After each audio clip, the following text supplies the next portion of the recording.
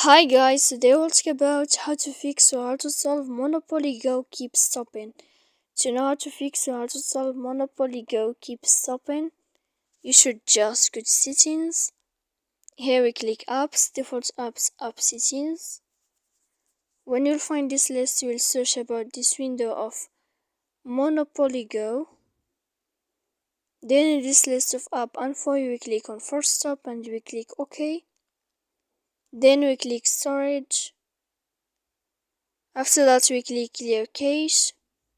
Then we go to above to your Wi-Fi, we click, we'll wait 3 seconds and you can turn on your Wi-Fi again to find a solution about your Monopoly Go white screen. So please don't forget to support us by like and subscribe. See you next time in another video and thank you for your attention.